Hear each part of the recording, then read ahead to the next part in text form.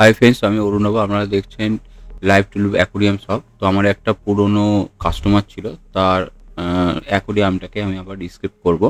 তো তার ডিফুডটা দেখুন আমি ধোয়া হচ্ছে এবং জলটা ফেলে পরিষ্কার করা হচ্ছে পুরো ট্যাঙ্কটা, কেন এটা রিস্ক্রিপ্ট করা হবে। তার কিছু আগে মাছ ছিল, দেখতে পাচ্ছেন ঘুরে বেড়াচ্ছে। তো এই গ্লাস ফ্লাসগুলো ভালোভাবে পরিষ্কার করে নিচ্ছি, করে এটাকে আমরা ডিসক্রিপ্ট করব। তো পুরো জলটা আমরা ফেলে দুবার জল দিয়ে ফেলে নতুন করে এটাকে ডিসক্রিপ্ট করার জন্য রেডি হচ্ছি।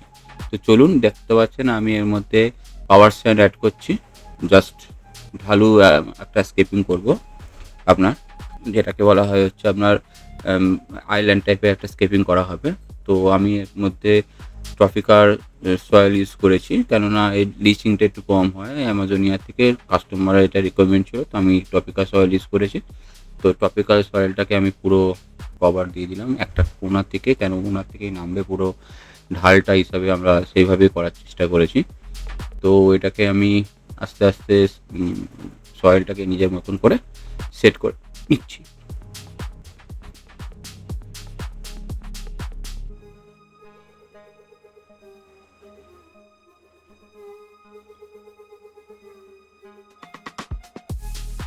তো এরপরে আমি উডটাকে, আগে যে উডটা ছিল সেটাকে আমি কিভাবে সেট করব সেটাকে একবার আমি দেখে নিচ্ছি, কারণ ঢালটা পুরো এক সাইড থেকে আরেক সাইডে যাবে, যেহেতু আইল্যান্ড টাইপের আমি তৈরি করছি। তো ঢালটাকে দেখে নিচ্ছি। এবার আমি ওই উডটার মধ্যে মস জড়িয়ে নিয়েছি। এবার আমি স্যান্ড ইউজ করছি। ঠিক আছে, একটা সাইডে পুরো স্যান্ড থাকবে, ওইদিকে সয়েলই থাকছে না, পুরোটা ঢালটা স্যান্ড থাকছে। তো আমি পুরো স্যান্ড দিয়ে পুরোটা ভরে নিচ্ছি। আগেই স্যান্ডটা ধুয়ে নিচ্ছি, কেননা না হলে প্রচুর পরিমাণে ডাস্ট থাকে, সেটা জলটা তাড়াতাড়ি নোংরা করে দেয়, আবার বারবার করে ফেলতে হয়। ওই জন্য আগে আমি স্যান্ডটাকে একবার দুবার ওয়াশ করে তারপর আমি ইউজ করি। প্রতিবার ক্ষেত্রে স্ক্র্যাপিংয়ের ক্ষেত্রে আমি তাই করি। তো আমি একটা পাথর বসিয়ে আমি দেখে নিচ্ছি উডটাকে কীভাবে সেট করা যায়। তো উডটাকে আমি দেখুন ওখানে সেট করার চেষ্টা করছি, কারণ একটাই উড থাকছে এবং তাকে ঘিরেই প্ল্যান্টে যত রকমের আপনার প্ল্যানগুলো ওরকে ঘিরেই বসবে।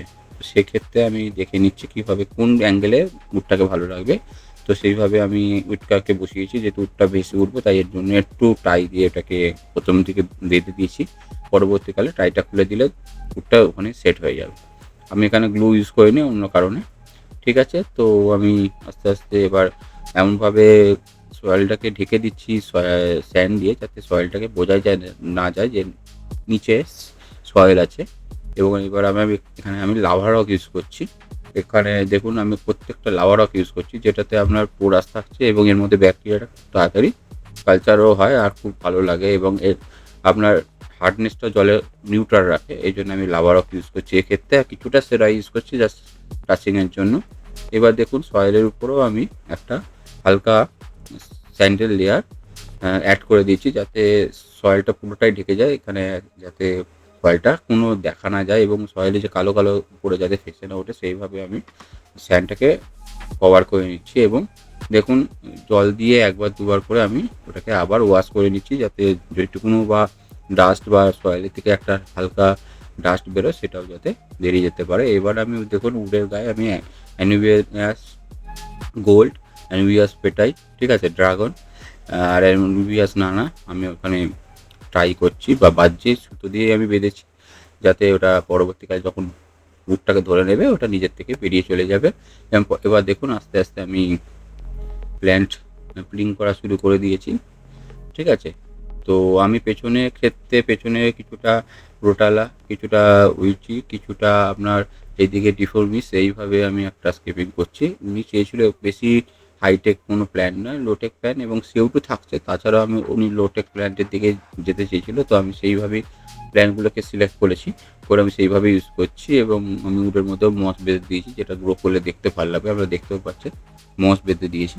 তো এবার আমি প্ল্যান্টিংটা মোটামুটি দেখুন করা হয়ে যাচ্ছে। প্রত্যেকটা গাছকে আমি বসাচ্ছি, ধীরে ধীরে প্ল্যান্টিং করছি।